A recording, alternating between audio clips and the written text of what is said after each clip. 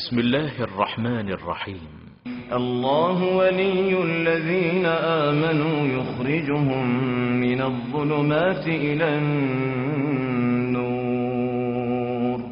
والذين كفروا أولياؤهم الطاغوت يخرجونهم من النور إلى الظلمات أولئك أصحاب النار هم فيها خالدون.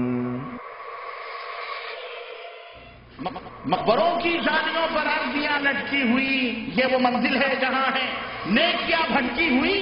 ان میں لکھا ہے، کیا لکھا ہے؟ کیا لکھا ہے؟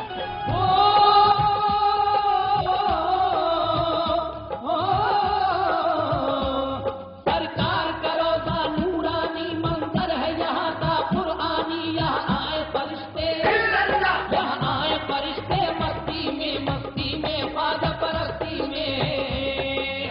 فضیلت شیخ معراج ربانی آج عرس کے بارے میں گفتگو فرمائیں گے کہ اس کی حقیقت کیا ہے. سب سے بڑی پریشانی یہ تھی کہ آپ عرس کا نقشہ کھینچو گے، ہمیں کھینچنے کے نانی کے آگے ننیحال کا تذکرہ. ہم سے پوچھو نانی کا تذکرہ کیسے ہوتا ہے؟ ننیحال میں ہم رہنے والے کہاں تو کر کے نکلے ہیں ہم وہاں سے. یہ قریب میں ان مجالس کی رونق ہوا کرتے تھے. عرس عاقل صاحب دیوبند کے، ان کو تکلیف ہوتی ہوگی لیکن توبہ کر کے آ گئے ہیں ادھر. نواز کے چاہنے والوں کا یہ ہجوم اپنے خواجہ کے قدموں میں سلام عقیدت پیش کرنے کے لیے جا رہا ہے. فَسَيَرَى اخْتِلَافًا كَثِيرًا، تو عنقریب وہ بہت زیادہ اختلافات دیکھے گا. دنیا کے اندر بہت زیادہ امت میں اختلاف ہوں گے. نتیجے سے یہ سمجھ میں آتا ہے وہ اختلاف مال دولت کا اختلاف نہیں، حکومت کا اختلاف. اللہ اکبر. اللہ کے حبیب صلی اللہ علیہ وسلم روایت کے اندر آتا ہے آپ کی آنکھیں سرخ ہو گئیں. کیوں؟ معاملہ معمول. میں نے بتایا غلطی جتنی مضبوط ہوتی ہے، غلطی جتنی مضبوط ہو یا غلطی خطا کرنے والا جیسا ہے اسی انداز سے آپ کو اسلوب بھی اختیار کرنا چاہیے. پر علماء امت کا ایک بہت بڑا گروہ افراط و تفریط کا شکار ہے. یزید نے کہا اللہ تعالیٰ برا کرے ابن سمیہ کا، واللہ اگر میں تمہارے باپ کے پاس ہوتا تو مجھ سے جو شخص لا الہ الا اللہ کہتا ہے اللہ سبحانہ وتعالی 99 بلائیں اس سے دور فرما دیتے ہیں. خاص طور پر مملکت ان کی شان میں گستاخی کرے، اس کو ہم برداشت نہیں کریں گے. فقہ کا یہ مسئلہ ہے کہ عورت کو پراپرٹی میں، وراثت میں، زمین میں، بلڈنگ میں کوئی حصہ نہیں ملتا. اس کو کوئی حق نہیں ہے مطالبہ کرنے کا. روح 3 نفسوں سے جڑا ہوا رہتا ہے. انسان جب سو جاتا ہے تو نفس کی 3 قسمیں ہو جاتی ہیں. شیخ عبدالواحد اعوان اہل جدہ کے لیے الحمدللہ کسی تعارف ان کے پاس رسول اللہ صلی اللہ علیہ وسلم کا کوئی فیصلہ آ گیا، رسول اللہ صلی اللہ علیہ وسلم کا کوئی ضابطہ آ گیا، رسول اللہ صلی اللہ علیہ وسلم کا کوئی قانون آ گیا، رسول اللہ صلی اللہ علیہ وسلم کی کوئی سنت آ گئی، رسول اللہ صلی اللہ علیہ وسلم کا طریقہ آ گیا. پھر وہ نبی صلی اللہ علیہ وسلم کے حکم کو نہ مانے، پھر نبی صلی اللہ علیہ وسلم کے قانون کو نہ مانے، پھر وہ نبی صلی اللہ علیہ وسلم کے فیصلہ کو نہ مانے کہ نتیجہ کیا ہوگا؟ اللہ کہتا ہے ان پر کوئی نہ کوئی فتنہ آ جائے. اس اللہ پر تم بھروسہ کرو، اس سے تم رشتہ پناہ قائم کرو جو زمین و آسمان و روزی دینے والا ہے، جو موت اور زندگی کا مالک ہے، جس نے تمہاری آنکھ اور تمہارے کان بنا دیے. بھلا بتاؤ جس طریقے سے اس بچے نے آگے بڑھ کر اس گیپ کو ختم کیا ہے، اس کو پر کیا ہے. اگر ہم لوگ اپنی ذمہ داری سمجھتے ہوئے توحید کی شمع روشن نہیں ہوگی جب تک اس کو روشن نہیں کیا جائے گا. توحید کی طرف بلانے والوں کی ضرورت ہے، سنتوں کی اہمیت بتانے والوں کی ضرورت ہے، منہج سلف صالحین دکھانے والوں کی ضرورت ہے. اس طرح کے پروگرامز تیار کیے جا رہے ہیں جن سے صرف دھوکہ دینا، دھوکہ دے کر لوگوں کا انٹرٹینمنٹ کرنا، ان کو ہنسانا، لافٹر چیلنج کے نام سے، یا کوئی ہے مجھے ہنسائے، یا موور اینڈ شیکرز، اس طرح کے بلف ماسٹر. یہ ایسے من افقہ الناس مع الصبی. اللہ کے رسول صلی اللہ علیہ وسلم بچوں کے ساتھ بڑے ہی خوش مزاج تھے. آپ نے فرمایا من یشتری هذا العبد بدرہم، اس عبد کو کون شخص ہے جو خریدے گا؟ اور مولانا انجم انصاری بھی جماعت کے ان شعراء میں ان کا شمار ہوتا ہے جنہوں نے قرآن و سنت کی نشر و اشاعت میں اشعار کہے۔ الہی سب تجھے رب کریم کہتے ہیں، الہی سب تجھے رب کریم کہتے ہیں، تجھی کو مالک عرش عظیم کہتے ہیں۔ ہماری زندگی کیا ایسی گزر رہی ہے؟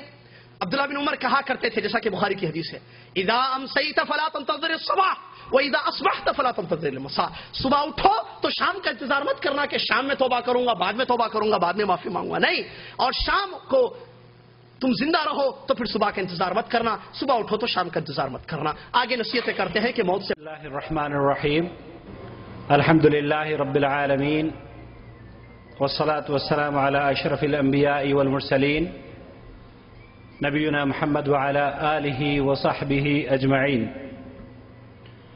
قال اللہ تعالی یا ایہا الذین آمنوا اتقوا اللہ حق تقاته ولا تموتن الا وانتم مسلمون واعتصموا بحبل الله جميعا ولا تفرقوا واذكروا نعمة الله عليكم إذ كنتم أعداء فألف بين قلوبكم فأصبحتم بنعمته إخوانا وكنتم على شفا حفرة من النار فأنقذكم منها كذلك يبين الله لكم آياته لعلكم تهتدون۔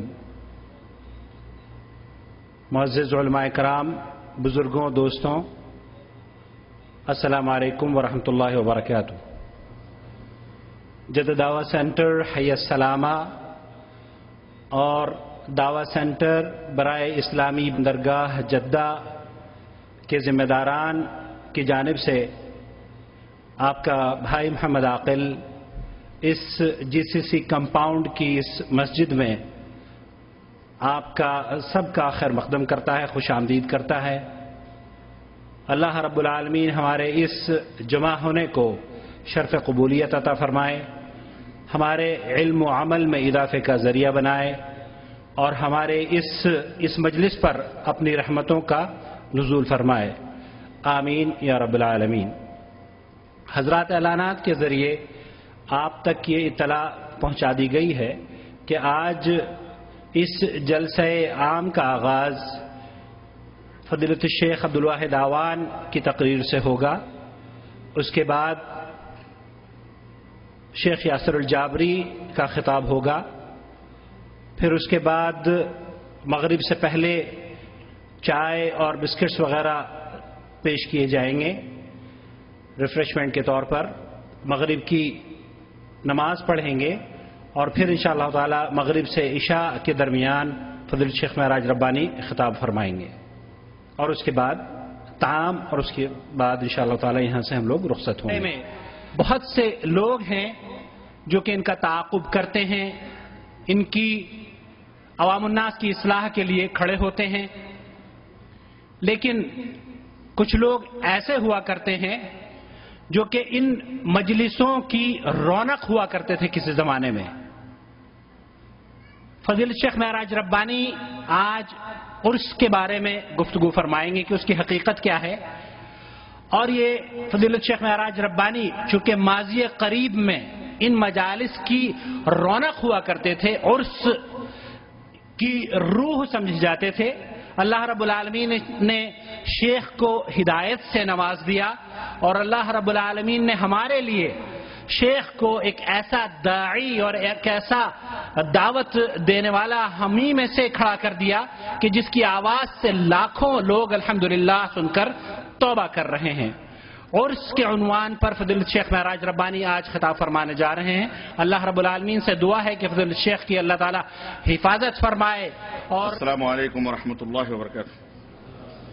الحمد للہ نحمده ونستعینه ونستغفره ونؤمن به ونتوكل عليه ونعوذ بالله من شرور أنفسنا ومن سيئات أعمالنا من يهده الله فلا مضل له ومن يضلل فلا هادي له وأشهد أن لا إله إلا الله وأشهد أن محمدا عبده ورسوله أما بعد فإن خير الحديث كتاب الله وخير الهدي هدي محمد صلى الله عليه وسلم وشر الأمور محدثاتها وكل محدثة بدعة وكل محدثة بدعة وكل محدثة بدعة وكل بدعة ضلالة وكل ضلالة وكل بدعة ضلالة وكل بدعة ضلالة وكل ضلالة في النار.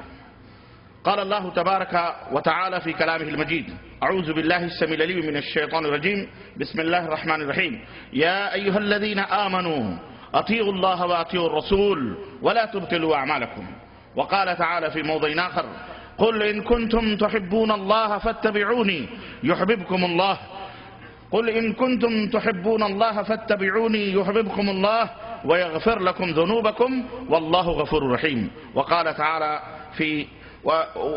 تعالى في موضع آخر: من يشاقق الرسول من بعد ما تبين له الهدى ويتبع غير سبيل المؤمنين نوله ما تولى ونصله جهنم وساءت مصيرا. وقال النبي صلى الله عليه وسلم: من أحدث في أمرنا هذا ما ليس منه فهو رد. اللهم صل على محمد وعلى آل محمد كما صليت على إبراهيم وعلى آل إبراهيم إنك حميد مجيد.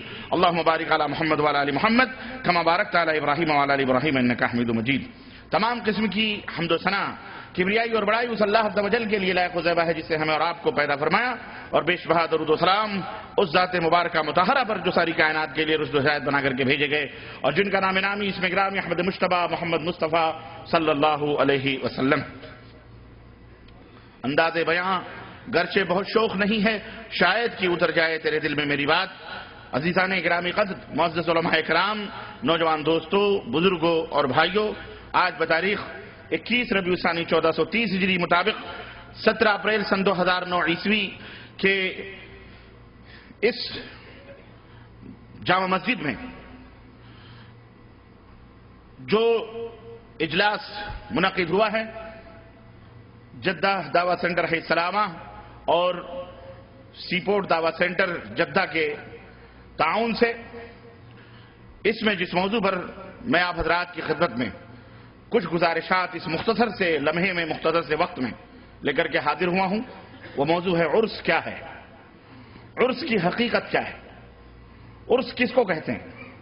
اس کے اوپر جو شکوک اور شبہات ہیں، عرس کرنے والوں کے جو دلائل ہیں، جو براہین ہیں، اور جس انداز سے انہوں نے عرس کے جواز کے لیے فتوے دیے ہیں، یہ میرے پاس کتاب موجود ہے، حیدرآباد سے چھپی ہوئی فتاوی نظامیہ.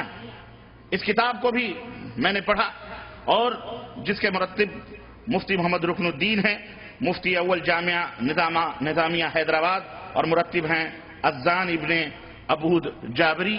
معذرت کے ساتھ ہمارے شیخ یاسر جابری کے خاندان ہی سے گویا تعلق ہے ان کا، کیونکہ یہ حیدرآباد کا یمنیوں کا خاندان. کہاں گئے حضرت؟ تو میں نے جب اس کتاب کو دیکھا تو مجھے شیخ یاسر جابری نظر آئے کہ وہ مجھے شعر یاد آیا جس میں کسی شاعر نے کہا کہ دو پھول کیا ہے وہ کہ ساتھ نکلے قسمت جدا جدا ہے، دو پھول ساتھ نکلے قسمت جدا جدا ہے، ایک کا بنا ہے صحرا ایک قبر پہ پڑا ہے، ایک کا بنا ہے صحرا ایک قبر پہ پڑا ہے. تو یہ قبر پرست یاسر اذان ابن ابود جابری انہوں نے ترتیب دیا ہے تاہا پبلیکیشن ہاؤس بارکس حیدرآباد دکن، جس میں انہوں نے عرس، فاتحہ، چہلم، نظر و نیاز اور 11ویں شریف اور میلاد النبی کے مکمل فتاوے اور اس کے جائز ہونے کے ثبوت پیش کیے ہیں. دوسری کتاب میرے پاس ہے عرس کیا ہے. یہ بہت زمانے سے میرے پاس کسی بھائی نے فوٹو کاپی کر کے روانہ کیا، بھیجا، اللہ انہیں جزائے خیر عطا فرمائے، اور اس سے بہت ساری معلومات. تو یہ کتاب جب میں نے پڑھی تو مجھے حیرت ہوئی کہ واقعتاً اس کتاب کے موضوع پر یا اس طرح کے موضوعات پر کوئی چیز ان بدعتیوں کو اس کے جواب میں نہیں دی گئی، یا تو ان کے ان اعتراضات کو، سوالات کو لایبو بھی سمجھا گیا، ناقابل قدر سمجھا گیا، اور جہالت کا جواب تو خاموشی بھی ہے. جواب جاہلاں باشد خاموشی، کہنے والے نے کہا کہ جاہلوں کے سوال کا کیا جواب دیں، اس کے اعتراض کے جواب میں خاموشی بہتر ہے. لیکن چونکہ ترا ہو جاتا ہے، غرور آ جاتا ہے، تکبر آ جاتا ہے، گھمنڈ آ جاتا ہے، اس لیے کبھی کبھی اس گھمنڈ کو توڑنے کے لیے کچھ باتیں کہہ بھی دی جائیں تو زیادہ مناسب اور وہ زیادہ موزوں اور بہتر ہوتی ہیں. تو عزیزان محترم، آج کے اس اجلاس میں انشاءاللہ تبارک و تعالی قرآن و سنت کے حوالے سے کچھ باتیں عرس کی حقیقت کے تعلق سے میں آپ کی خدمت میں رکھوں گا. اللہ عز و جل سے دعا ہے کہ اللہ تبارک و تعالی ہمیں اور آپ کو نیک عمل کرنے کی توفیق عطا فرمائے اور ہمیں خالص کتاب و سنت پر چلنے کی توفیق عطا فرمائے. آمین یا رب العالمین. عرض کرنے سے پہلے میں اپنے سامعین کو، آڈینس کو چند حقائق، چند باتیں بنیادی طور پر بتلانا مناسب سمجھوں گا، کیونکہ یہ وہ بنیادی باتیں ہیں جس سے غلط فہمیاں دور ہو جاتی ہیں اور لوگ ہر قسم کے شکوک و شبہات سے اپنے دماغوں کو صاف کر لیتے ہیں. اور آپ حضرات کو بھی چاہیے کہ اپنے دماغوں کو صاف کر لیں ہر قسم کے شکوک و شبہات سے، اپنے تعلق سے، اپنے میسج، اپنے مشن، اپنی تحریک، اپنی دعوت کے تعلق سے، اور اس دعوت کے جو شرکاء ہیں، جو رفیق کار ہیں، جو علماء ہیں، جو مشائخ ہیں، اور اس کی جو تنظیم ہے، جو تحریک ہے، جو جمعیت ہے، اس تعلق سے میں کچھ حقائق آپ کی خدمت میں رکھنے کی شروع میں کوشش کر رہا ہوں. اس کے بعد عرس کی حقیقت کیا ہے وہ میں آپ حضرات کی خدمت میں رکھوں گا. قرآن و سنت کے حوالے سے، قرآن و سنت کے حوالے کیا دیں گے ہم اس سلسلے میں، کیونکہ قرآن و سنت میں اس کا وجود ہی نہیں ہے. تو پھر جس چیز کا وجود ہی نہ ہو قرآن و سنت میں اور اسے دین سمجھا جائے، وہ دین کب ہو سکتا ہے؟ لیکن پھر بھی ان کے جو سوالات، ان کے جو اعتراضات ہیں وہ آپ کی خدمت میں رکھیں گے اور انشاءاللہ ایک ایک کا تجزیہ بھی کریں گے اور ایک ایک کی بخیے بھی ادھیڑیں گے اور ان کی پرخچیاں بھی اڑائیں گے اور دکھائیں گے آپ کو کہ ان دلائل کے جو انبار یا ان کے پاس جو قرآن و سنت کے دلائل ہیں یہ کس انداز سے ان سے دھوئیں اڑ رہے ہیں یا غبار اڑ رہے ہیں، جن کی کوئی حقیقت اس کے سوا نہیں ہے کہ ایک ریت کی دیوار ہے جو سامنے کھڑی ہے اور دیکھنے والا مسافر یہ سمجھتا ہے کہ اس دیوار کو پار کرنا بہت مشکل ہے، لیکن ہلکا سا ہوا کا ایک جھونکا آتا ہے تو ریت کی وہ دیوار کس طرح سے مسمسا کر بیٹھ جاتی ہے اور راستہ خود ہی نظر آنے لگتا ہے، منزل دکھائی دیتی ہے. انشاءاللہ ایک ایک دلیلوں سے غبار اڑتی ہوئی آپ دیکھیں گے انشاءاللہ تعالی، لیچر پوچھ دلیلوں سے. اللہ عز و جل سے دعا ہے کہ اللہ تعالی ہم سب کو ابطال باطل اور احقاق حق کی توفیق عطا فرمائے. اللہم ارنا حقا، اللہم ارنا حقا، اللہم ارنا حقا حقا وارزقنا اتباعہ. اے اللہ ہمیں حق کو حق دکھلا اور اس کے اتباع کرنے کی توفیق عطا فرما. وارنا باطلا وارنا الباطل باطلا وارزقنا اجتنابہ. اور اے اللہ ہمیں باطل کو باطل بتلا، دکھلا اور اس سے پرہیز کرنے کی توفیق عطا فرما. آمین یا رب العالمین. چند باتیں بنیادی طور پر، وقت بہت کم ہے اس لیے آپ جلدی جلدی سمجھنے کی کوشش کریں. میرے پاس اتنا ٹائم نہیں ہے کیونکہ مغرب اور عشاء کے درمیان کا جو وقت ہوتا ہے بہت شارٹ ہوتا ہے اور معذرت کے ساتھ اگر 10-5 منٹ تھوڑی اگر تاخیر ہو جائے منتظمین سے تو میں گزارش کروں گا کہ تھوڑی سی تاخیر 10-15 منٹ کر لیں. اس کے بعد انشاءاللہ جماعت کھڑی ہو جائے گی، نماز ادا کر لیں گے. بیچ میں ڈسٹرب نہ کریں پلیز. خیر، عرض کرنے کا مطلب چند بنیادی بات ہے. قرآن کریم کے حوالے سے اللہ رب العزت کا فرمان، اللہ رب العزت ارشاد فرمایا، اے وہ لوگوں جو ایمان لائے ہو، اطیعوا اللہ واطیعوا الرسول، اللہ کی اطاعت کرو اور رسول کی اطاعت کرو. ولا تبطلوا اعمالکم، اور اپنے اعمال کو باطل نہ کرو، اپنے اعمال کو باطل نہ کرو. مفسرین نے، تفسیر کرنے والوں، صحابہ، تابعین، تبع تابعین، محدثین سب اس بات پر متفق ہیں کہ اللہ کی اطاعت کرنا فرض ہے، رسول اللہ صلی اللہ علیہ وسلم کی اطاعت کرنا فرض ہے. ان کے جن جن باتوں پر فرمان کی مہر لگی ہے ان تمام باتوں کو ماننا، تسلیم کرنا ہر مسلمان کے اوپر فرض ہے، ضروری ہے اور اسے دین سمجھنا بھی ضروری ہے. البتہ جن باتوں پر قرآن اور سنت کی مہر نہیں لگی ہے اسے دین سمجھنا یہ بدعت ہے، ضلالت ہے، گمراہی اور وہ باطل ہے. وہ کیا ہے؟ وہ جھوٹ ہے، باطل ہے، کچڑا ہے، گندگی ہے. اس سے پرہیز کرنے کی ضرورت ہے.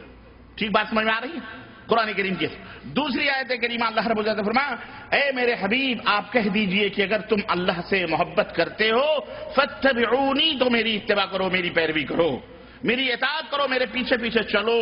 یحببکم اللہ، اللہ کے تم ولی بن جاؤ گے، اللہ تم سے محبت کرنے لگے گا. اللہ تم سے محبت کرے گا اور اس کا ثمرہ، اس کا پھل، اس کا نتیجہ، اس کا بدلہ کیا ہوگا؟ وَيَغْفِرْ لَكُمْ ذُنُوبَكُمْ، اللہ تمہارے گناہوں کو معاف فرما دے گا. کتنی بڑی دولت ہے. اللہ تمہارے گناہوں کو معاف فرما دے گا. واللہ غفور الرحیم، اور یاد رکھو اللہ بہت بڑا معاف کرنے والا، رحم فرمانے والا ہے. تیسری آیت کریمہ جو میں پڑھی ہے، اللہ رب العزت نے فرمایا کہ اور سنو، جو لوگ من یشاقق الرسول من بعد ما تبین له الہدی، ہدایت آ جانے کے بعد، وضاحت آ جانے کے بعد، قرآن و سنت کے دلائل اور فرامین آ جانے کے بعد جو لوگ رسول کو ایذا پہنچاتے ہیں، تکلیف پہنچاتے ہیں، وَيَتَّبِعْ غَيْرَ سَبِيلِ الْمُؤْمِنِينَ، اور مومنوں کے راستوں کو چھوڑ کر کوئی اور راستہ اپناتے ہیں.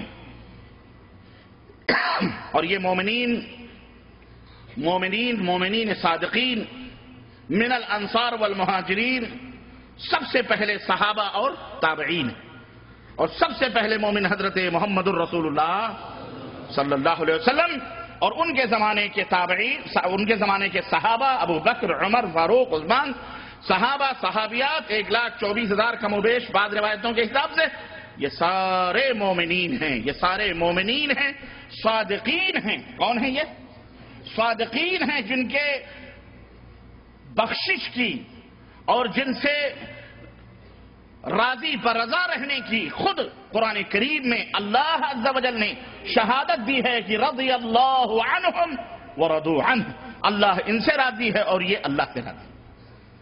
یہ وہ جنتی گروہ ہے جو نبی کے زیر سایہ جنہوں نے تربیت پائی، جن کے دلوں کو، جن کے جسموں کو رب ذوالجلال نے خرید لیا تھا. کس لیے؟ پیغمبر اسلام حضرت محمد الرسول اللہ صلی اللہ علیہ وسلم کے نقش قدم پر چلنے کے لیے. یہ وہ نقش اول ہیں، یہ وہ لوح مشق ہیں. وہی اترتی تھی نبی پر، تجربہ ہوتا تھا صحابہ پر، تھا ایسا تھی نہیں تھا. وہی اترتی تھی محمد الرسول اللہ صلی اللہ علیہ وسلم پر، واقیموا الصلاۃ وآتوا الزکاۃ، نماز قائم کرو، زکات ادا کرو. اور لوح مشق اور عملی طور پر حکم کس کو دیا جاتا تھا؟ صحابہ کرام رضوان اللہ علیہم اجمعین پر، اور وہ پہلے نقش تھے. یہی ہے وَيَتَّبِعْ غَيْرَ سَبِيلِ الْمُؤْمِنِينَ، مومنوں کے راستوں کو چھوڑ کر کوئی اور راستہ اپنانا، کوئی اور راستے پر عمل کرنا. اللہ فرماتا ہے نُوَلِّهِ مَا تَوَلَّىٰ، اس نے جو راستہ اختیار کیا ہے نبی اور صحابہ کے راستوں کو چھوڑ کر، یا ان کے نقش قدم پر چلنے والوں کے راستوں کو چھوڑ کر اس نے جو دوسرا راستہ اختیار کیا ہے، اللہ فرماتا ہے ہم اسے اسی راہ پر چھوڑ دیں گے، وہ اسی راہ پر چلتا جائے گا، چلتا جائے گا. نُوَلِّهِ مَا تَوَلَّىٰ، جس راستے پر وہ چل رہا ہے، وَنُصْلِهِ جہنم، اور اسی راستے سے ہم اسے جہنم میں داخل کریں گے. وَسَاءَتْ مَصِيرًا، اور جہنم کتنا برا ٹھکانہ ہے. اللہ ہم سب کو جہنم سے محفوظ رکھے، آمین یا رب العالمین. نبی کریم صلی اللہ علیہ وسلم نے فرمایا من احدث فی امرنا ھذا، ہمارے لائے ہوئے اس دین میں، اس حکم میں جو شخص کسی نئی بات کا اضافہ کرے فہو رد، تو وہ مردود ہے، وہ بات بھی مردود ہے اور وہ عمل کرنے والا بھی مردود ہے. صحیح بخاری کی روایت. میرے عزیزو، میرے دوستو، قرآن کریم کی یہ آیات اور ایک حدیث پاک کی روشنی سے واضح طور پر یہ معلوم ہوا کہ اللہ اور اس کے رسول کی باتوں پر عمل کرنا ہمارے لیے ضروری ہے، اور کسی کی باتوں کے اوپر عمل کرنا ہمارے لیے ضروری. اور اگر کوئی شخص، کوئی بھی امتی بڑا ہو یا چھوٹا، کوئی بھی امتی بڑا ہو یا چھوٹا، نبی کریم صلی اللہ علیہ وسلم کی مخالفت میں کوئی نیا کام ایجاد کرتا ہے یا اپنے طور پر کسی چیز کو دین سمجھ کر اسے رائج کرتا ہے، وہ کسی نبی کی امت کے اوپر اس کے اوپر عمل کرنا واجب اور ضروری نہیں ہے، بلکہ وہ بدعت ہے. وہ کیا ہے؟ بدعت ہے، اور ہر بدعت گمراہی ہے، اور ہر گمراہی جہنم میں پہنچانے والی ہے. تو ہمارا ایمان اور عقیدہ ہے کہ دین وہی ہے جو اللہ نے اپنے نبی پر نازل فرمایا، اور نبی نے اپنے صحابہ کو بتلایا، اور صحابہ نے اپنے شاگردوں کو سمجھایا اور بتلایا، اسی کو ہم دین مانتے ہیں. اس کے علاوہ ہم ہر چیز کو جو دین میں شامل کی جائے اسے بے دینی مانتے ہیں، اسے ہم دین سے جدا تصور کرتے ہیں. بات سمجھ میں آئی کہ نہیں آئی؟ اب کوئی بھی عمل دنیا میں قیامت تک کے لیے اپنایا جائے، اس کے لیے ضروری ہے کہ وہ اپنے پس پشت قرآن کی دلیل، حدیث کی دلیل، صحابہ کرام رضوان اللہ علیہم اجمعین کی دلیل اس کے پاس ہونی چاہیے. علیکم بسنتی و سنت الخلفاء الراشدین المہدیین، تمہارے لیے میری سنت اور میرے خلفاء راشدین کی سنت کو لازم پکڑنا ضروری ہے۔ ایک بنیادی بات تو یہ ہے کہ ہماری دعوت کی اساس اور بنیاد اتباع پر ہے، توحید پر ہے، تقلید اور اندھی تقلید اور ہر ایک کے پیچھے دوڑنے کے اوپر نہیں۔ ہم اطاعت اور اتباع کے قائل ہیں، ہم تقلید کو حرام سمجھتے ہیں، تقلید کو ہم کیا سمجھتے ہیں؟ حرام سمجھتے ہیں، اندھی تقلید کو، کسی کے پیچھے دوڑنے کو بغیر دلیل اور بغیر ثبوت کے۔ دوسری بات یہ ایک بات ہے، دوسری بات یہ ذہن میں رکھیں کہ قرآن اور احادیث کی دلیل دے دینا کمال نہیں ہے، بلکہ قرآن اور احادیث کی دلیلوں کو اس انداز سے سمجھنا جس طرح سے ہمارے سلف نے سمجھا ہے، نبی کریم صلی اللہ علیہ وسلم نے جس طرح اپنے صحابہ کو سمجھایا ہے، صحابہ نے اپنے شاگردوں کو، اپنے اطاعت کرنے، اپنی پیروی کرنے والے، اپنے پیچھے آنے والے تابعین کو، تبع تابعین کو سمجھایا ہے، اسی طرح سے قرآن و حدیث کو سمجھا جائے گا۔ اب اس کے علاوہ جو سلف سے جس کی تفسیر یا جس کی تشریح ثابت نہیں ہوگی، صحابہ نے جس کے اوپر عمل نہ کیا ہوگا، تابعین نے جسے نہ اپنایا ہوگا، اسے ہم ماننے کے لیے تیار۔ قرآن اور احادیث میں کسی کو اجازت نہیں دیں گے کہ ہم اپنی طرف سے کوئی اپنے فہم، اپنی فکر، اپنے نظریہ یا اپنا عقیدہ اپنی مرضی سے کوئی بھی اختیار کرے، ہم اس کو ماننے کے لیے تیار نہیں ہیں، چاہے وہ اپنے بڑے سے بڑا کوئی عالم ہو، چاہے کوئی شیخ الحدیث ہو، چاہے کوئی بھی۔ البتہ کوئی بھی کوئی بات کہتا ہے کہ قرآن کریم کا یہ مفہوم ہے، ہم کہیں گے کہ ثابت کرو کہ سلف نے اس کو سمجھا ہے، سلف نے اسی طرح سے اس کو بتلایا، صحابہ اکرام رضوان اللہ علیہم اجمعین نے اسی کے مطابق اس کے اوپر عمل کیا ہے، ہمیں بتلاؤ، ہم تسلیم کرنے کے لیے تیار ہیں قرآن کے اس معنی کو، ورنہ ہم اس کو بازیچہ اطفال، بچوں کا کھلونا، کسی کے ہاتھ میں قرآن و حدیث کو اس طرح سے کھیلنے کے لیے دینے کے لیے تیار نہیں۔ اگر یہ ہم مان لیں تو آج دیکھیں اس بات، اپنی منمانی قرآن اور حدیث کی تعویل اور تفسیر کرنے والوں کا کرنے کی وجہ سے جو نتائج آج امت میں پیدا ہوئے ہیں، 73 سے زائد فرقے امت میں پیدا ہو گئے، جس کو دیکھو نبی بن رہا ہے، جس کو دیکھو اپنے آپ کو ولی بن رہا ہے، جس کو دیکھو اپنے آپ کو پتہ نہیں کہاں کہاں پہنچا رہا ہے، اور لوگ جس کو دیکھو لوگوں کے بارے میں کیا کیا عقیدے اور کیا کیا خوشگپیاں رکھتے ہیں۔ ایک چیز یہ وضاحت بھی ضروری تھی جس کو آپ کو بتلانا بہت ضروری ہے۔ تیسری بات بنیادی طور پر میرے عزیزوں، میرے دوستوں، اللہ رب العزت نے فرمایا قرآن کریم میں کہ مسلمانوں سنو، تمہارے سب سے بڑے دشمن، پکے دشمن اس دنیا کے اندر یہودی کون ہے؟ یہودی بڑے دشمن ہیں تمہارے، والذین اشرکوا، اور وہ جو شرک کرتے ہیں، یہ مومنوں کے پرلے درجے کے بڑے دشمن ہیں۔ یہودیوں کو اللہ کے رسول صلی اللہ علیہ وسلم نے جنگ کی، غزوہ خیبر میں آپ کو معلوم ہے وہ لڑائی، گھیرا، قتل ہوا، ان کے دلوں کے اندر بغض اور حسد اور کینہ، وہ نبی کریم صلی اللہ علیہ وسلم کے اوپر کتنی دفعہ انہوں نے حملے کیے، نبوت کے چراغ کو گل کرنے کی کوشش کی۔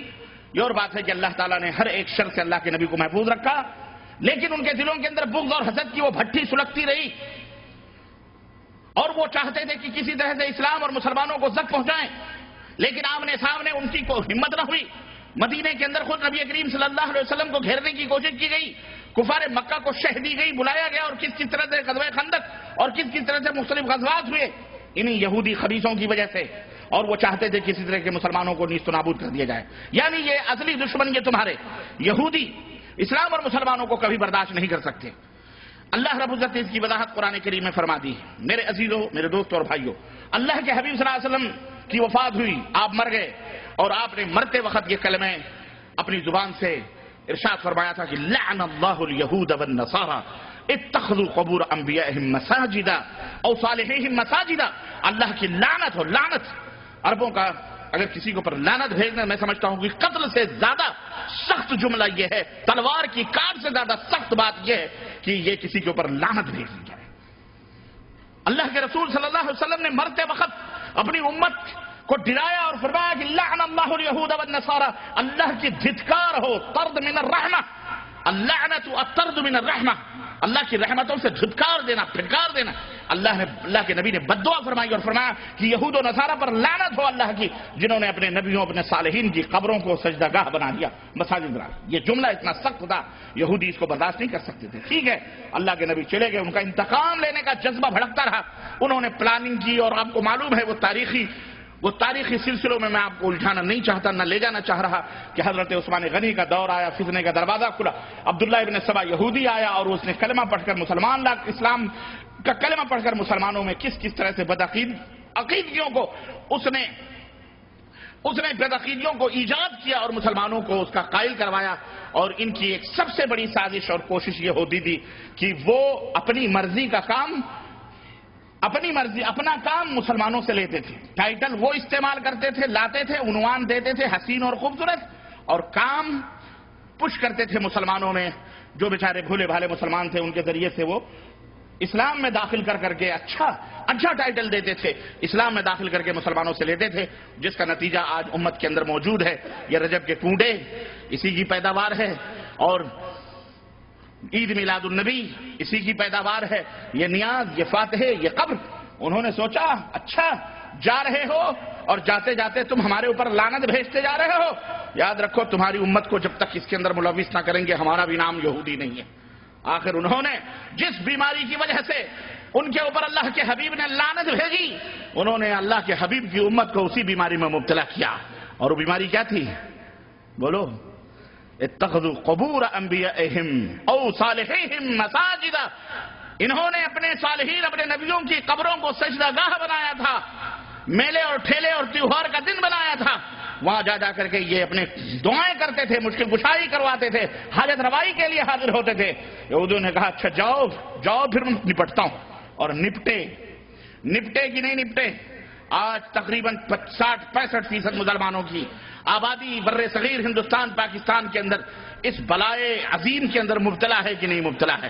کون سا شہر، کون سا گاؤں، کون سا قریہ، کون سی بستی ایسی نہیں جہاں آج مسلمان قبروں کے نام پر پرستش اور پوجا اور ولایت اور عقیدت اور محبت کے نام پر ڈھونگ اور دھتورے نہیں کر رہے؟ کون سی ایسی جگہ ہے؟ اور اس کے اوپر غرور کرتے ہیں، فخر کرتے ہیں. کوئی بھی لیڈر، کوئی بھی نیتا، کوئی بھی صدر مملکت، کوئی بھی وزیر اعظم، کوئی بھی حکمران کامیاب ہونے سے پہلے بھی مزاروں کی حاضری دیتا ہے، اور جب کامیاب ہو جاتا ہے اس کے بعد بھی جا کر کے مزاروں کی حاضری دیتا ہے. اور ہم سب اس کی حمد و ثنا اور اس کی تعریف اور توصیف میں پل باندھتے ہیں، قصیدے پڑھتے ہیں. ایسی چیزیں ہمارے ماحول اور ہمارے معاشرے کے اندر موجود ہیں. یہودیوں نے جس کی وجہ سے لعنت پائی اور مغضوب علیہم والضالین ہوئے، وہی چیز آ کر کے انہوں نے مسلمانوں کو اسی کے اندر ملوث کیا. یہودیوں کے بہت سارے وہ صفات جس میں یہودی ملوث تھے انہوں نے مسلمانوں کو بھی ملوث کرنے کی کوشش کی. اللہ تعالیٰ نے قرآن کریم میں ارشاد فرمایا اتخذوا احبارهم ورهبانهم اربابا من دون اللہ. یہ یہودی، یہ نصرانی، انہوں نے اپنے علماء کو اللہ کے علاوہ بھی معبود سمجھ لیا ہے. اللہ اکبر. حضرت عدی بن حاتم کہتے ہیں ہم انہیں معبود کب، ہم ان کی پوجا تھوڑی کرتے تھے، ان کی عبادت تھوڑی کرتے تھے. اللہ کے نبی نے فرمایا یہ بتاؤ اگر وہ کہتے تھے حلال تو تم حلال سمجھتے تھے، جس چیز کو حرام کہتے تھے تم حرام سمجھتے تھے؟ ایسا نہیں تھا. یہودی کہتے تھے ہاں یہ تو تھا. تو اللہ کے نبی نے فرمایا یہی تو انہیں معبود بنانا ہے، رب بنانا ہے، کہ امر اور نہیں کے فیصلے، شریعت کے مسائل، تم حلال اور حرام کے وہ مسائل تم نے اپنے علماء کے گلے میں لگا دیے کہ یہ جس کو کہیں حلال وہ حلال اور یہ جس کو کہیں حرام وہ حرام. نہ نبی نہ رسول نہ کچھ. تو اس طرح سے آج امت بھی اسی اندھی تقلید کے اندر یہودیوں کے روش پر چل کر جناب علی اماموں کے مسئلوں کو گڑھ کر کوئی فلانے امام، کوئی ڈھکانے امام، ہمارے امام کے ہاں حرام، تیرے امام کے ہاں حلال، اس کے امام کے ہاں جائز، اس کے امام کے ہاں ناجائز، اس کے ہاں وہی چیز حلال ہے، عبادت ہے، اور وہی دوسری چیز دوسرے امام کے ہاں حرام ہے اور گناہ ہے اور برا. آج امت مسلمہ نبی کریم صلی اللہ علیہ وسلم کی امت اس میں ملوث ہے کہ نہیں ملوث؟ بولو. تقلید، اندھی تقلید کے اندر یہ سارے اور بہت سارے کارنامے، میرے پاس وقت نہیں ہے ورنہ میں ان کی دسیسہ کاریاں، ان کی ریشہ دوانیاں جو نبی کے وفات کے بعد امت کے اندر ہوئی ہیں، میں ان کا پورا نقشہ آپ کی خدمت میں پیش کرتا. اور امت اس طرح سے یہود و نصارہ کے نقش قدم پہ چلتی رہی، چل پڑی، اور آج تک یہ چل رہی ہے. اے مسلمانوں تمہیں ہوش کے ناخن لینا پڑے گا. اس زنگ سے، اس مکڑی کے جالے سے اور اس تاریخی ظلمت کو مٹانا ہمارا اور تمہارا کام ہے. اس کے خلاف آواز بلند کرنا، اس کے خلاف کھڑے ہو جانا اور اس کے خلاف قرآن و سنت کا پیغام لے کر کے گلی گلی نگر نگر ڈگر ڈگر جا کر کے مسلمانوں کے اندر بیداری پیدا کرنا، یہ ہماری اور آپ کی ذمہ داری ہے، ورنہ قیامت کے دن پوچھے جاؤ گے۔ حق قرآن و سنت کا نام ہے، حق کتاب اللہ اور سنت رسول اللہ کا نام ہے، اس کے علاوہ کوئی بات کوئی چیز حق بولو نہیں۔ اس لیے اس کو سمجھو بھی اور اس کو سمجھ کر کے اس کے مطابق عمل بھی کرو اور لوگوں کو اس کی طرف دعوت بھی دو۔ یہ رجب کا کوڑا 22 رجب کو یا کون سی رجب کو 22 رجب کو منایا جاتا ہے، جعفر صادق کے نام پر آپ تاریخ کے حوالے اٹھا کر میں چیلنج کرتا ہوں، اس منبر رسول صلی اللہ علیہ وسلم سے جاؤ، دنیا کے گوشے میں تاریخ اٹھا کر کے دیکھو، اللہ کی قسم ہے جعفر صادق کی نہ پیدائش 22 رجب کو ہوئی ہے، نہ ان کی وفات 22 رجب کو ہوئی ہے۔ جعفر صادق کا کوئی تعلق رجب کے مہینے سے ہے ہی نہیں، پھر یہ جعفر صادق کا فاتحہ کیا مطلب ہے؟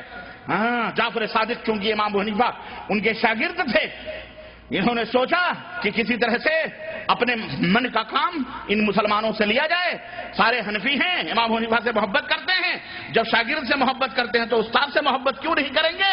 انہوں نے کیا کیا؟ انہوں نے کہا اچھا ایک تاریخ متعین کرو، اس تاریخ میں ان کو حلوے ماڈھے کھلاؤ، پوڑیاں کھلاؤ، سہاریاں کھلاؤ اور مٹھائیاں کھلاؤ، حلوے کھلاؤ۔ چنانچہ انہوں نے 22 رجب المرجب کا دن مقرر کیا اور کہا کہ جعفر صادق کی فاتحہ ہے، اور جانتے ہو جعفر صادق امام ابو حنیفہ کے استاد ہیں۔ اب لوگوں نے کوا کان لیے جا رہا ہے، اسی کے پیچھے دوڑ پڑے، انہوں نے یہ پتہ نہیں لگایا کہ جعفر صادق کی حقیقت کیا ہے۔ جس طرح پروفیسر آرنلڈ جو سابق پروفیسر تھا مسلم یونیورسٹی علی گڑھ کا، اس نے ایک بات کہہ دی، اس نے اپنی ایک کتاب میں ایک بات کہہ دی، اور وہ بات یہ تھی کہ خواجہ معین الدین چشتی اجمیری نے اسلام کو متعارف کروایا ہندوستان میں۔ اب اس نے مستشرق عالم تھا، نصرانی تھا اور مسلم یونیورسٹی علی گڑھ کا پروفیسر تھا، اب اس نے یہ بات کہہ دی۔ اب ہمارے ہندوستانی مولوی اس بات کو لے کے اڑ گئے، انہوں نے تحقیق ہی نہیں کی کہ آخر اجمیری صاحب آئے کب ہندوستان، پیدا کب ہوئے، مرے کب۔ اب جناب عالی بڑے بڑے حکیم الامت بھی لکھتے جا رہے ہیں، بڑے بڑے تنظیموں اور تحریکوں کے لیڈر بھی لکھتے جا رہے ہیں۔ ابو الحسن ندوی صاحب جو بہت بڑے مولانا تھے، انتقال کر گئے، وہ بھی اپنی کتاب میں تاریخ دعوت و عزیمت میں یہی لکھ رہے ہیں کہ مشائخ چشت نے ہندوستان میں اسلام کو متعارف کروایا، استغفر اللہ۔ اور یہی نہیں بلکہ ایک بہت بڑے تحریک کے بانی مولانا مودودی صاحب ہیں، انہوں نے بھی اپنی کتاب کے اندر لکھ مارا کہ پروفیسر آرنلڈ فرماتے ہیں کہ خواجہ معین الدین چشتی اجمیری نے اسلام کو ہندوستان۔ اب جب اتنے بڑے بڑے لیڈران دین زچ کھا سکتے ہیں، غوطہ زنی خرافات میں کر سکتے ہیں، تو لوگ جو عوام الناس ہیں بیچارے، ان کا تو مبلغ علم کیا ہے آپ خود اندازہ لگا سکتے ہیں۔ چنانچہ ہمارے بر صغیر میں مشہور ہو گیا کہ جناب علی خواجہ صاحب لائے ہیں، خواجہ صاحب دین کو لائے ہیں ہندوستان میں۔ ہند کے راجہ کون ہیں؟ بولو، ہند کے راجہ کون ہیں؟ معین الدین چشتی اجمیری لائے ہیں۔ اب صاحب دیکھو، صاحب وہی رٹ رہے ہیں کہ نہیں رٹ رہے؟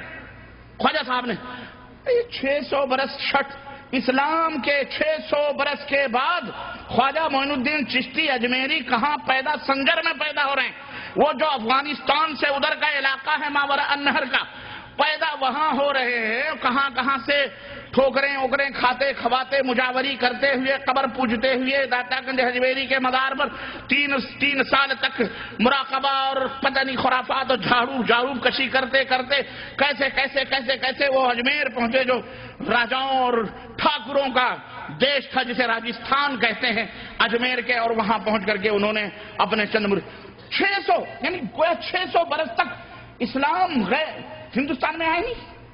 کسی کو یہ سوچنے کی نوبت نہیں ملی کہ محمد ابن قاسم رحمت اللہ علیہ 93 ہجری میں سندھ کے دروازے کھٹکھٹا رہے تھے اپنی 12,000 فوجوں کو لے کر، جو محدثین کی علماء ربانیین کی ٹیم تھی، 12,000 مجاہدین سندھ کے دروازے کو کھٹکھٹا ہی نہیں رہے تھے، بلکہ گھوڑوں کی ٹاپوں سے ملتان اور سندھ کی سرزمینوں کو سبزہ زار بنا رہے تھے، رحمت و شفقت کا جو ہے شامیانہ کر رہے تھے، اور لوگ جوگ در جوگ اسلام قبول کر رہے تھے۔ 93 ہجری میں اس وقت امام ابو حنیفہ رحمۃ اللہ علیہ بھی نابالغ تھے، 13 برس کے تھے۔ کتنے برس کے تھے؟ لیکن کوا کان لیا جاتا ہے جب اندھا ہو جائے تو اس کا کیا علاج ہے؟ اس کا یہ علاج ہے جو جب بھی ایک آدمی اندھی چال چل گیا تو اس کو جدھر بھی ڈھکیلو بھیڑ کو تو بھیڑ کی طرح چلتی. یہ نہ سوچیں آپ. دیکھیں عرض کرنے کا مطلب کیا ہے یہ کہ یہی حشر ہوا ہمارے دین کے ساتھ ہو رہا ہے. جس نے جو کہہ دیا حضرت ہیں، علامہ ہیں، محقق ہیں، الحاج ہیں، فلانے ہیں، آپ نام کے پہلے جو القاب ہوتے ہیں وہی سجدہ ریز ہو جاتے ہیں. عقیدت و محبت میں وہی تلوے چاٹنے شروع کر دیتے ہیں، وہی سو جاتے ہیں. تو پھر آگے آپ کا کیا؟ آپ کیسے تحقیق کریں گے؟ لیکن نہیں. سنو، مومن کی یہ شان نہیں ہے. مومن کی شان کیا ہے؟ یا ایھا الذین آمنوا ان جاءکم فاسق بنبأ فتبینوا. مومن کی علامت یہ ہے کہ کوئی بھی خبر اس تک پہنچتی ہے اس کی تحقیق کرتا ہے. بغیر تحقیق کے وہ فیصلہ. تو محقق وہ بنو محقق. ان جاہل مولویوں کی طرح گدھے نہ بنو، ان جاہل ملاؤں کی طرح اندھے لولے لنگڑے نہ بنو. یہ تو خود ہی اندھا مقلد. اندھا کیا نابینا، کیا بینا والوں کی رہنمائی کرے گا؟ اندھے خود ہیں. جس طرح کنویں میں جا رہے ہیں سب کو کنویں میں ڈھکیل رہے ہیں. اللہ کے لیے میرے عزیزو سدھرنے کی کوشش کرو. یہودیوں نے سوچا ان کو کسی نہ کسی سے برباد کرنا، اور مسلسل چالو ہے بربادی. یہ نسل کشی تو آج کچھ 50-60 سال سے فلسطین کی سرزمین پر وہ کر رہے ہیں. اس سے پہلے وہ آگ اور زہر ہمارے درمیان ڈال چکے ہیں اور یہ اب مار رہے ہیں. کیوں؟ اس لیے کہ ان کو پتا ہو گیا ان کے اوپر نہ اللہ کی رحمت اترنے والی ہے نہ برکت اترنے والی ہے. یہ مسلمان مومن ہے ہی نہیں. یہ تو نام ہی نام ہے جو کچھ ہے حقیقت کے سوا. ان کے پاس کوئی دین ان نہیں رہا. وہ دین تو کب کا شعر بھی کہا انہوں نے. اور اسی زمانے میں کہا جب سلطان صلاح الدین ایوبی رحمت اللہ علیہ نے ان کی گوشمالیاں کی. اسی زمانے میں ان ذلیلوں نے، اور آج بھی کہتے ہیں عربوں کا شعر، عرب سمجھتے ہیں. میں آپ کو بتاتا ہوں. کہا حط المشمش علی التفاح، حط المشمش علی التفاح دین محمد واللہ راہ. آج نعرے لگاتے ہیں، کہتے ہیں سیب کے اوپر مشمش ڈال کے کھاؤ. سیبوں پر مشمش ڈال کر کے، مشمش جانتے ہو نا؟ مشمش سیب کے اوپر مشمش ڈال کر کے کھاؤ، مزہ لو. کیونکہ محمد کا دین واللہ راہ چلا گیا، خلاص اب محمد کا دین باقی. اللہ کتنا بڑا جوتا ہے. اس حقیقت کا علم ان یہودیوں کو ہے، لیکن یہودیوں کے گدن، یہودیوں کے ڈسے ہوئے یہ ملا نے اس حقیقت کو نہیں سمجھ رہے. اللہ کے نبی نے لعنت بھیجی، کہا تمہیں اس لعنت میں ملوث کریں گے. اللہ کے نبی، اللہ نے قرآن میں کہا کہ انہوں نے اپنے مولویوں کو رب کا درجہ دیا ہوا، کہا چلو تمہیں بھی ہم عقیدت و محبت کے نام پر رب کا درجہ دیا ہوا.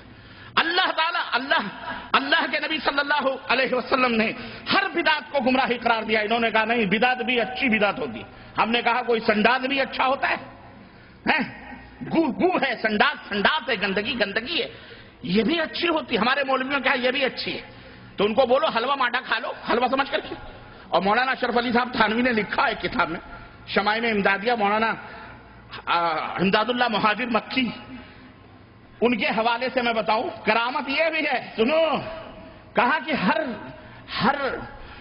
ہر روپ دھارن کر سکتے ہیں آپ. کہنے لگے کہ حضرت جنید بغدادی رحمت اللہ علیہ ایک دفعہ بیٹھے ہوئے تھے. یہ مولانا امداد اللہ مہاجر مکی، یہ وہ گائے ہے جس کا دودھ، جس کے پیٹ سے 2 بچے پیدا ہوئے. میں یہ حقیقت ہے اور میں بیان کر، یہ عرس اور میلے کا بھی اسی سے تعلق. اس کے پیٹ سے 2 بچے پیدا ہوئے، ایک دیوبند میں اور ایک بریلی میں. یہ دونوں بیٹھ گئے بریلی میں. خان صاحب وہاں ہیں، وہاں خان صاحب ہیں، اور یہاں شیخ صاحب ہیں، شیخ صدیقی. کون ہے؟ شیخ. یہ شیخ اور پٹھان کی لڑائی ہے اور کچھ لڑائی نہیں. اور واللہ بدلا، یہ شیخ اور پٹھان کی لڑائی ہے. یہ دین کی لڑائی. دین تو اس لیے انہوں نے بنا لیا ہے تاکہ روٹی بوٹی اگر ادھر جا رہی ہے تو ادھر بھی روٹی بوٹی آئے. ورنہ یہ دونوں ایک ہی رخ کے، ایک ہی سکے کے 2 رخ ہیں. ایک ہی روپیہ ہے، اس کے 2 رخ ہیں. ادھر دال ہے اور ادھر با ہے. بریلی میں بے ہے اور دیوبند میں بولو. اور ان دونوں کو ملا لو تو کیا ہوتا ہے؟ انگریزی میں بھی بیڈ ہوگا، اردو میں تو بد آتا ہی ہے. عاقل صاحب دیوبند کے، ان کو تکلیف ہوتی ہوگی لیکن توبہ کر کے آ گئے ہیں ادھر. مکہ مدینہ آ گئے. سمجھ رہے ہیں؟ خیر برا نہیں لگنا چاہیے. یہ ریفریشمنٹ ہے جو میں دے رہا ہوں, اور یہ ویسا ریفریشمنٹ نہیں ہے جو بچوں کو چاکلیٹ کھلانے کا. یہ حقیقت ہے. اس کی تہوں میں جاؤ گے تو تمہیں یہ حقیقت ملے گی. تو حاجی امداد اللہ مہاجر مکی فرماتے ہیں کہ جنید وقت, اگر میں وقت کا نام لوں تو ہمارا ایک بھائی اس میں بیٹھا ہوا ہے, اس کا دل کٹ جائے گا. وہ کہے گا میں پہلے کہتا تھا کہ اثر بات سے پروگرام تم لو, لیکن تم نے مغرب بات سے پروگرام رکھا ہے. خیر یار, آپ زندہ ہیں, میں زندہ ہوں, تو انشاءاللہ صحبتیں بڑھتی رہیں گی انشاءاللہ. ہے کہ نہیں؟ جلدی کی کیا ضرورت ہے کہ نہیں؟ دین کو سمجھنا 23 سال میں اللہ کے نبی نے اسلام کو سمجھایا ہے. کتنے سال میں؟ 23 سال میں. اور یہاں ہم 23 سال میں جب سمجھنے والے ہوتے ہیں تو ٹپک جاتے ہیں. ارے بچپن کا 23 سال تک تو بچے ہی رہتے ہیں, 30 سال تک. اس کے بعد 23 سال کتنے ہو گئے؟ 53-60 تک پہنچتے پہنچتے تو دانت ٹوٹ جاتے ہیں. آپ اس چکر میں پڑے ہوئے ہیں. عقل بڈھی ہو جاتی ہے. تو جب سمجھنے کا وقت ہوتا ہے تب عقل بوڑھی ہو جاتی ہے, اور جب عقل بوڑھی ہو جاتی ہے تو اس کے دماغ میں کچھ نہیں آتا ہے. کہتے ہیں کہ جنید بغدادی رحمت اللہ علیہ بیٹھے ہوئے تھے, اتفاق سے سامنے اور جلال میں تھے, ایک کتا گزرا. آپ نے اسے گھور کے دیکھا, پورے انوار منتقل ہو گئے ادھر. اب تھوڑی دیر گزری تھی کہ اس کتے کے پیچھے 50 کتے. وہ کتا جا کے کسی میدان میں کنڈلی مار کے منہ لپیٹ کے بیٹھ گیا. اب حضرت فرماتے ہیں کہ اس کے چاروں طرف ہم نے دیکھا کہ سارے کتے بیٹھے ہوئے ہیں بالکل مراقبے میں. کہنے لگے یہ کیا ماجرا ہے؟ کہا حضرت نے کتے کو دیکھا, وہ کتا ولی ہو گیا. اب اس کتے نے جس کتے کو دیکھا وہ سارے ولی ہو گئے. تو اور اللہ کی قسم بتلا رہا ہوں, طاہر القادری اس زمانے کا ایک بہت بڑا دجال ہے. نام لینا میں مناسب نہیں سمجھتا ہوں, لیکن جو خود ہی متعارف ہوں ان کو کیا, ان کے اوپر کیا ہے نام لینے. اس نے اپنی ایک تقریر میرے پاس موجود ہے, اس میں اس نے یہ کہا ہے کہ ایک بزرگ گئے جب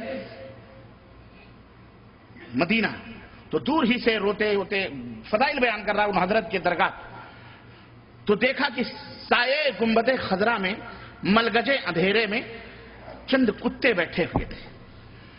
تو حضرت بھی چند کتے بیٹھے تھے, تو حضرت بھی جا کے آلتی پالتی مار کر ان کتوں میں بیٹھ گئے. اور کہتا ہے میں تو حضور کے دربار کا کتا نہیں کترا ہوں. کترا, کتے کی بھی تصغیر کترا. کہتا ہے میں تو کترا ہوں, کترا حضرت کے چوکھٹ کا. حضرت جا کر کے اس کتے میں بیٹھ گئے, لیکن وہ کتے بھاگے نہیں. کیوں؟ وہ معمولی کتے تھوڑی تھے. وہ کتے ہوتے تو نہ بھاگتے.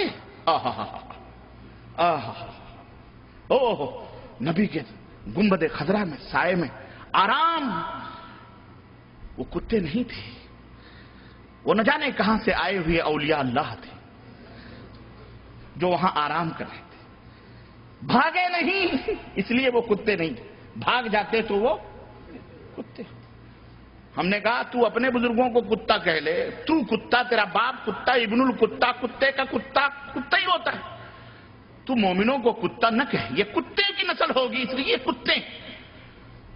اسلام میں کوئی مسلمان کتا نہیں ہوتا, کتے کتے ہوتے ہیں, اس لیے ان کی زبانوں سے بھی ہوئی کتے والی بات نکلتی ہے.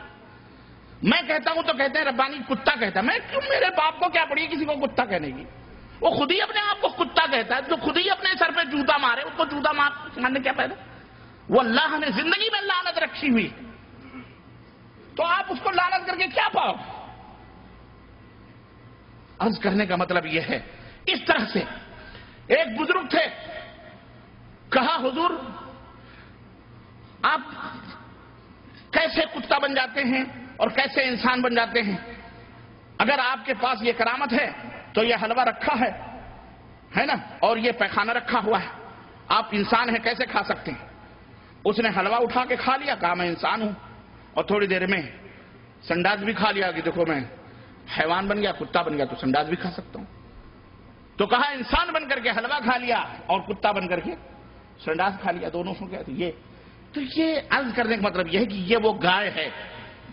इमदादुल्लाह मुहाजिर मक्की आएंगे, उर्स मनाते हैं, मेले मनाते, सब कुछ जायज करार दिया उन्होंने, लेकिन इनके पेट से दो नस्लें निकली, एक ने देवबंद में अपना डेरा डाला और एक ने बरेली में। ये सबके पीर रूहे रवां। अर्ज करने का मतलब यह है कि यहूदियों ने हमें कहां कहां ये 22 रजबुल मुरज्जब इमाम अबू हनीफा के उस्ताद इमाम जाफर सादिक जिनके नाम की फिक़ह भी बनी है, फिक़ह जाफरिया। उस्ताद की फिक़ह नहीं मानते, शागिर्द की फिक़ह लेके चलते हो, नहीं समझ आई। और बेचारे वो शागिर्द अपने इमाम के लिए, उस्ताद के लिए लड़ते हैं कि फिक़ह जाफरिया नाफिज करो, लड़ते क्यों फिक़ह जाफरिया? उस्ताद की क्यों मुखालफत करते हो भाई?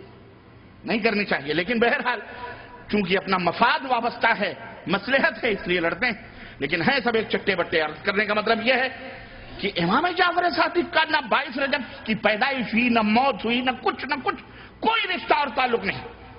फिर क्या है? मना सब रहे रजब के कूड़े, फातिहा दनादन हो रहे हैं, गोश्त तक नहीं बनते। उस दिन बाकायदे पाक साफ घर किया जाता है। ये वजह क्या है? असल बात यह है, पर्दा उठा दूं मैं? असल मसला क्या है कि 22 रजब वो अजीम शान तारीख है, सबको पता है, लेकिन यहूदियों को पता है, मुसलमानों को नहीं पता है। जिस अजीम शान तारीख को एक अजीम रहनुमा, वही का लिखने वाला, नबी करीम सल्लल्लाहु अलैहि वसल्लम का अपनी जुबान में कह लें तो साला,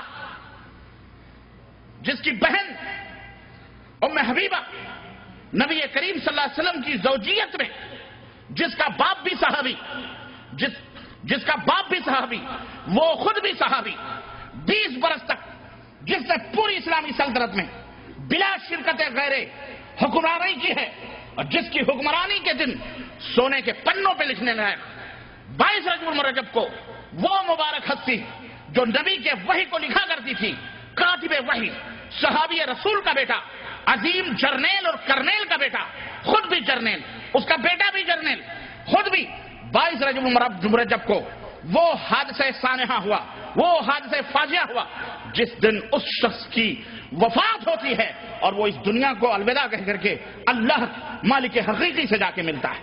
22 रजब की तारीख वो रजब तारीख थी जिसने यहूदियों के छक्के छुड़ाए थे, जिसने यहूदियों के जहाजों से पसीने निकलवाए थे। वो थे कौन मालूम है? सैयदना अमीरुल मोमिनीन मुआविया इब्न अबी सुफियान रज़ी अल्लाह ताला, जोर से कहो रज़ी अल्लाह ताला, जोर से कहो रज़ी अल्लाह ताला अन्हुमा, ताकि दुश्मनान को चरके चले, सीनों पर चरके चले, उनके यहूदियों को भी चरके चले।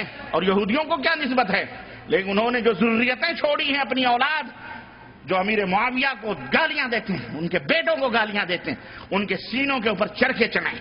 वो अपने आप को मुसलमान भी कहते हैं। हम कहते हैं जो सहाबा को गाली दे, जो सहाबा की तौहीन करे, उसका इस्लाम में कोई हिस्सा हो सकता?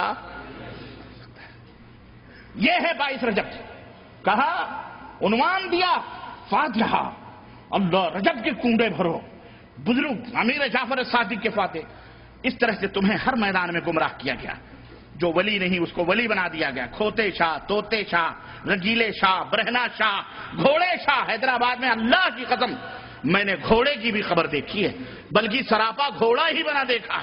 हैदराबादियों, डूब के चुल्लू भर पानी में मर जाओ, गैरत होनी चाहिए। हद हो गई। हो निको नाम जो कब्रों की तजारत करके क्या ना बेचोगे जो मिल जाए सनम पत्थर की। अस्तगफिरुल्लाह, कौन सी गली।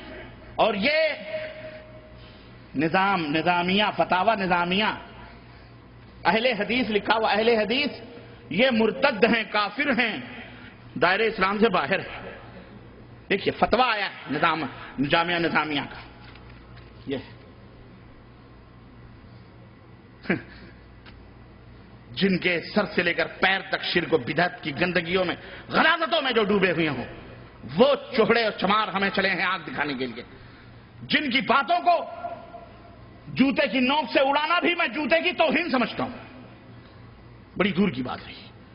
ایسے لوگ چلے ہیں ہمیں کافر اور مشرک اور دین بد مذہب اور غیر مقلد اور پتہ نہیں کیا کیا کہنے کے لیے، جن کا ذکر بھی کرنا میں گناہ سمجھتا ہوں، لیکن حد ہو جاتی ہے جب تکلیف ہوتی ہے دین الہی، دین اللہ کے دین کے نام پر جب یہ ڈھونگ دھتورے ہوتے ہیں اور قرآن و سنت کو چیگم کی طرح کھینچ تان کر اپنے مقصد اور اپنے مفاد کے لیے جب استعمال کیا جاتا ہے تو ضرورت پڑتی ہے کہ اس کا آپریشن بھی کیا جائے، ہے کہ نہیں؟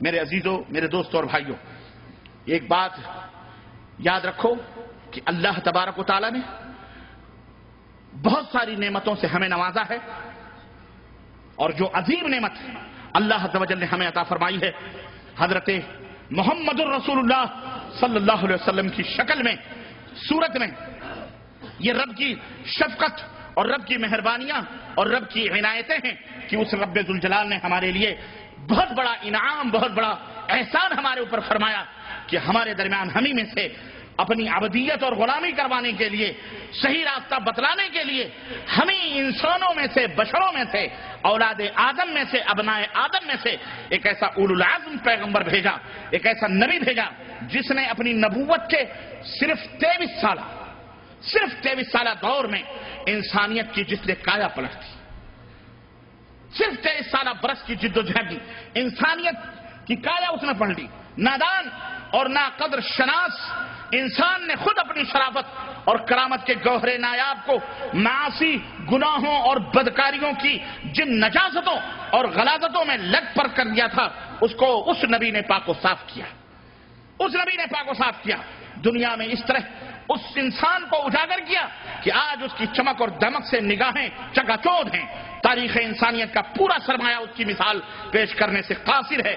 کسی شخصیت نے اس بگڑی ہوئی قوم کو اتنی جلد سدھار دیا ہو، یہ کسی شخصیت کے اندر یہ معجزہ موجود نہیں ہے۔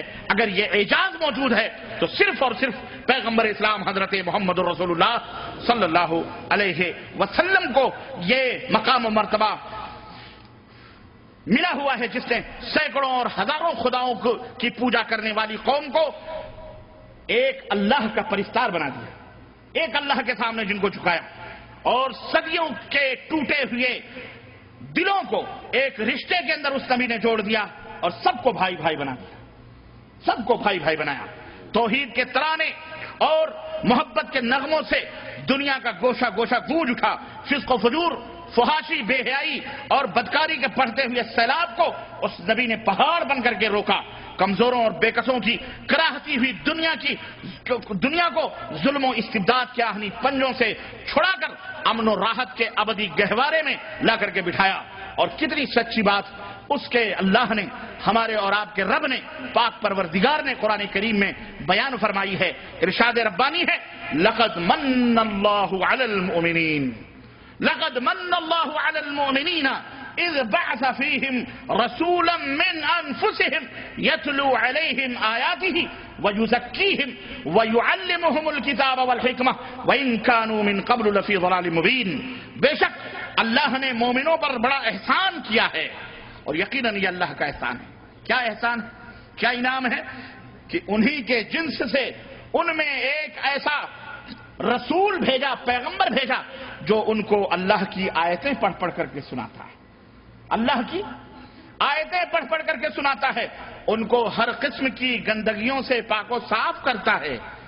اور تیسرا مشن کیا ہے؟ ان کو کتاب الہی اور حکمت و دانائی کی باتیں بتلاتا اور سکھاتا ہے۔ یقیناً یہ لوگ رسول کی بعثت سے پہلے کھلی ہوئی گمراہیوں اور غلطیوں کے اندر مبتلا تھے، یہ پاک پروردگار کا فرمان ہے۔ تو اللہ رب العزت نے اس نبی کو بھیج کر کے ایک عظیم الشان احسان فرمایا، اور آپ پورے دین اسلام کو اور تعلیمات نبوی کو 4 حصوں میں تقسیم کر سکتے ہیں۔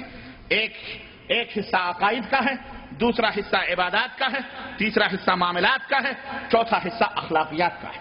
اس طرح پورے دین کو 4 چیزوں میں آپ متعین کر کے ان چاروں کی اصلاح اللہ کے حبیب حضرت محمد الرسول اللہ صلی اللہ علیہ وسلم نے کی، اور مکمل عقائد کی بھی، اخلاق کی بھی، معاملات کی بھی اور عبادات کی بھی کامل و مکمل تعلیم ہمارے نبی حضرت محمد الرسول اللہ صلی اللہ علیہ وسلم دے کر کے اس دنیا سے رخصت ہوئے۔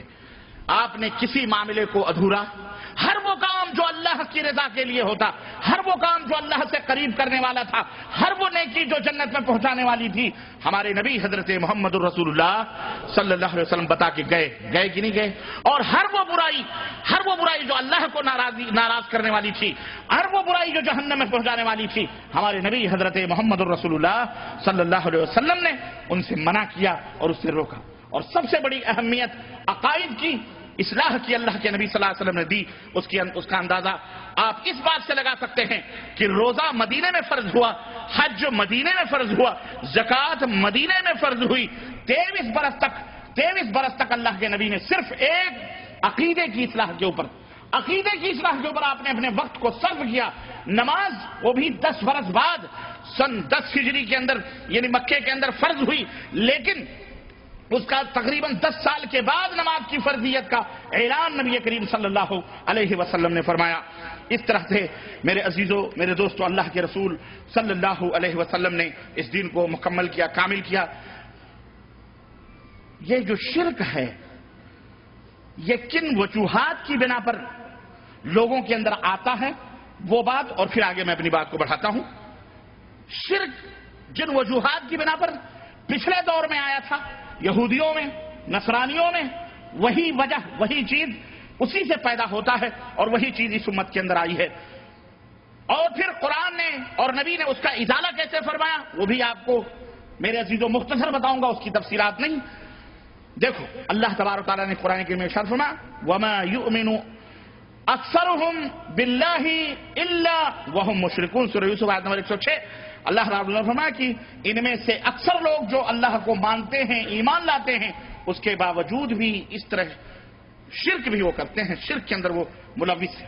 شرک کا بہت بڑا ذریعہ جو لوگوں کے اندر پیدا ہوتا ہے، وہ بہت بڑا ذریعہ کیا ہے؟ کسی شخص، غور سے سنو، کسی شخص یعنی آدمی یا کسی چیز کی حد سے بڑھ کر تعظیم اور اس کی عزت کرنا، افراد کرنا، تعظیم میں غلو کرنا، جس کو غلو فی الدین کہتے ہیں۔ کسی شخص کی اس کی حد سے بڑھ کر تعظیم کرنا، توقیر کرنا اور اس کی عزت کرنا، اس راستے سے شرک امتوں کے اندر داخل ہوتا ہے اور اس طرح سے امتیں ہلاک و برباد ہو جاتی ہیں۔ پچھلی قوموں کو اسی غلو نے ہلاک و برباد کیا۔ چنانچہ آپ دیکھیں کہ اسی خوش اعتقادی اور خوش فہمی نے، حسن ظن نے اور بہت زیادہ افراط غلو کرنے کی وجہ سے گوتم بدھ کو اللہ کا خدا کا مظہر بنایا گیا، رام چندر اور کرشن کو خدائی کا مقام دیا گیا، 23 بلکہ 36 کروڑ 33 کروڑ دیوتاؤں کو دنیا کا نظام چلانے والا بنایا گیا۔ تبت میں دلائی لاما کو خالقیت کے مسند کے اوپر اسی غلو نے بٹھایا، اور مسیح ابن مریم حضرت عیسیٰ علیہ السلام کو اسی غلو نے اللہ کا بیٹا بنایا، اسی غلو نے اللہ کا بیٹا بنایا اور کہلوایا۔ اور خود جناب محمد الرسول اللہ صلی اللہ علیہ وسلم کے متعلق بھی اسی غلو نے، کہنے والے نے یوں بھی ان کے متعلق کہا کہ وہی جو مستوی عرش تھا خدا بن کر، وہی جو مستوی عرش تھا خدا بن کر اتر پڑا ہے مدینے میں مصطفیٰ بن کر۔ اور اسی غلو نے کہا کہ بغیر عین کا مدینے میں جا کر کے دیکھا جو ہم نے، بغیر عین کا ایک عرب میں نے دیکھا، بغیر عین کا ایک عرب میں نے دیکھا۔ اب عرب سے عین ہٹا دو تو کیا باقی رہ جاتا، بولو؟ عرب۔ اور یہی نہیں بلکہ نبی کریم صلی اللہ علیہ وسلم کی امتیوں میں سے امتوں کو یہاں تک کہا گیا کہ اولاد نبی صلی اللہ علیہ وسلم کے بارے میں کہ لی خمسۃ اطفی بہا حر الوبا والحاتمہ المصطفیٰ والمرتضی وابناہما والفاطمہ، کہ 5 ہیں ہمارے پاس، یعنی 5 وہ ذات ہیں، وہ شخصیتیں ہیں جن کی وجہ سے بلائیں مصیبتیں دور ہوتی ہیں۔ اور وہ 5 کیا ہیں؟ المصطفیٰ محمد صلی اللہ علیہ وسلم، والمرتضی حضرت علی رضی اللہ تعالیٰ عنہ، اور وابناہما ان کے دونوں بیٹے حسن اور حسین، والفاطمہ اور فاطمہ۔ یہ 5 جسم پاک کا تصور پیش کیا، انہیں بھی الوہیت کے مقام کے اوپر بٹھا دیا۔ اسی غلو نے آگے بڑھ کر کے یہ تمام سب کام کیا کہ آج دیکھیں کہ ہمارے یہاں کون سی درگاہ اور کون سا مزار اور کون سی قبر اور کون سا چلہ کون سا چبوترا ہے جو آباد نہیں ہے. مسجدیں ویران ہیں لیکن یہ تمام سب چیزیں آباد چل رہی ہیں. یہاں پر کسی شاعر نے بڑا اچھا نقشہ کھینچا ہے کہ عرس کیا ہے اور اس کی حقیقت کیا ہے. اس تعلق سے بڑا اچھا نقشہ کھینچا ہے. اجازت ہو تو میں آپ کی خدمت میں عرض کروں, وہ چند اشعار سماعت فرمائیں اور عرس میں کیا ہوتا ہے یہ پورا نچوڑ اور پورا خلاصہ اس کے اندر بیان کیا ہے کہ ہر طرف خیمے لگے ہیں دور تک بازار ہے.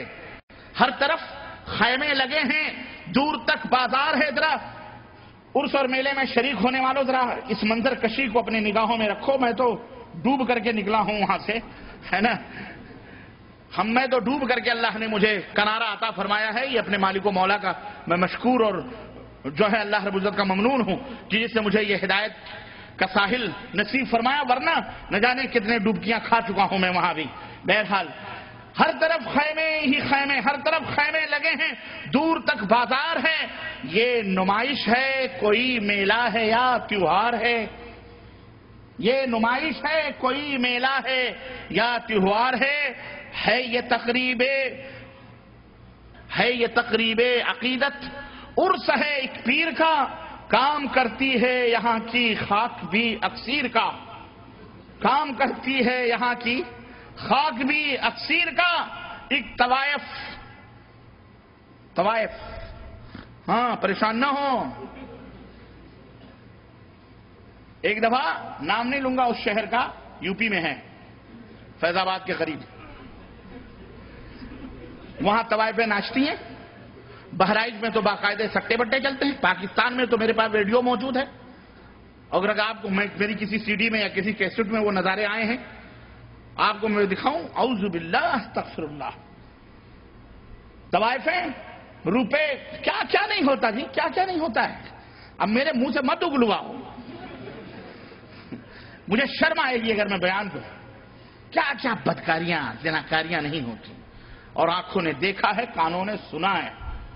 ہاں بچے نہیں ہوتے تو وہاں بچے مانگتے ہیں. اعوذ باللہ, میں نہیں چھڑنا چاہتا, اتنا ہی کافی ہے. ایک طوائف گا رہی ہے سامنے درگاہ کے, ایک طوائف گا رہی ہے سامنے درگاہ کے, کیا مزے ہیں حضرت قبلہ سہاگن شاہ کے. ایک طوائف گا رہی ہے سامنے درگاہ کے, کیا مزے ہیں حضرت قبلہ سہاگن شاہ کے. عورتوں کی بھیڑ میں نظارہ ٹھوکر کھائے ہے, عورتوں کی بھیڑ میں نظارہ ٹھوکر کھائے ہے.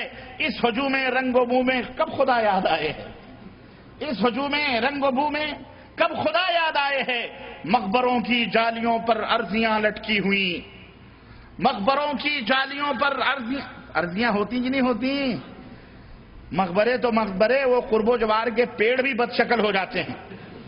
پیڑوں پر, درختوں پر, پتیوں پر جہاں عورتیں توبوا إلى الله توبة نصوحا عسى ربكم أن يكفر عنكم سيئاتكم ويدخلكم جنات تجري من تحتها الأنهار يوم لا يخزي الله النبي والذين آمنوا معه نورهم يسعى بين أيديهم وبأيمانهم يقولون ربنا أتمم لنا نورنا واغفر لنا إنك على كل شيء قدير.